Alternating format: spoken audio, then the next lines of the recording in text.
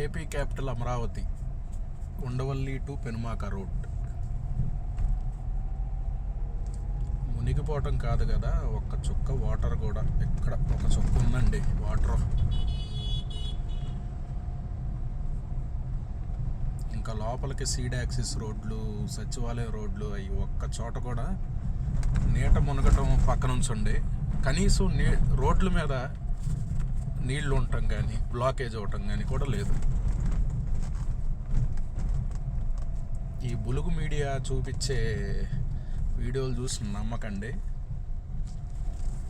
ఇంకొక విషయం, అమరావతిలో ఇప్పటికీ ఇంకా డ్రైనేజ్ సిస్టమ్ కానీ ఏది ఏర్పాటు చేయనప్పటికీ 90% ఆఫ్ ద అమరావతిలో చుక్క నీరు కూడా రోడ్ల మీద లేదు.